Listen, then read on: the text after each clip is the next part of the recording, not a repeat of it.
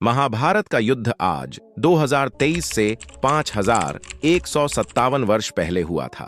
कुरुक्षेत्र में कौरव और पांडवों के बीच 18 दिन तक लड़े गए इस युद्ध में केवल 18 ही महारथी बचे थे। कौरव के तो कुल का ही नाश हो गया था और पांडवों के भी लगभग सभी पुत्र मारे गए थे। जब युद्ध का होना तय भी नहीं हुआ था, तब से ही 5 ऐसे लोग थे जो यह जानते थे कि युद्ध होगा और उसका क्या परिणाम होगा। 1. श्री कृष्ण। यह बात तो सभी जानते ही हैं कि श्री कृष्ण को युद्ध होने और इसका क्या परिणाम होगा, इसकी जानकारी पहले से ही थी। 2.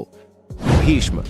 भीष्म को भी दिव्य दृष्टि प्राप्त थी और वे भी जानते थे कि युद्ध तय है और इसका परिणाम भी क्या होगा, यह भी वे जानते ही थे। परंतु उन्हें दुख बस इसी बात का था कि उन्हें कौरवों की ओर से युद्ध लड़ना होगा।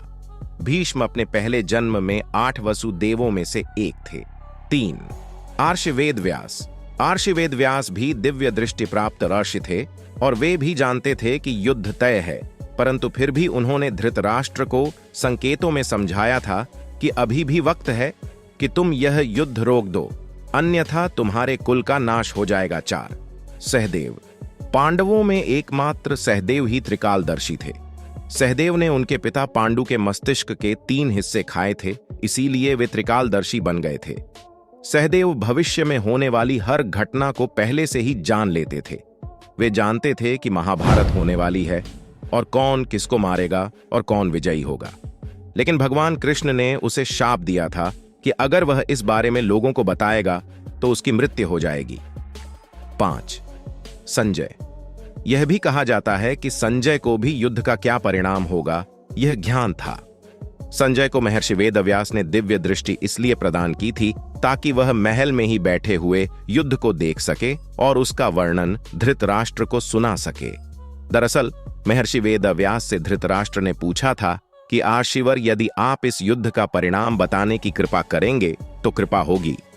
तब वेदव्यास जी कहते हैं कि जो वृक्ष छाया नहीं देते हैं उनका कट जाना ही उचित है। तब धृतराष्ट्र पूछते हैं कि कटेगा कौन। यह सुनकर वेदव्यास जी कहते हैं कि इस प्रश्न का उत्तर तुम्हें संजय देंगे। ऐसा कहकर वेदव्यास जी चले जाते हैं।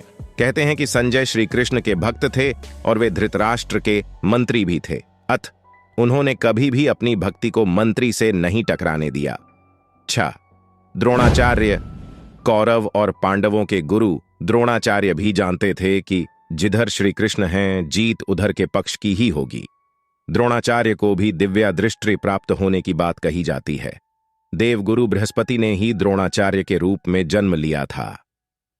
7. कृपाचार्य। यह भी कहा जाता है कि कृपाचार्य को भी युद्ध के परिणाम का अनुमान था। संभवतः उन्हें भी दिव्य दृष्टि प्राप्त थी, क्योंकि श्री कृष्ण के विश्व रूप का दर्शन वही लोग कर सकते थे जिनके पास दिव्य दृष्टि थी। कृपाचार्य ने भी श्री कृष्ण के विश्व रूप का दर्शन किया था। आज की वीडियो में बस इतना ही। मिलते हैं अगली वीडियो में। हमारे चैनल को सब्सक्राइब जरूर करें। धन्यवाद।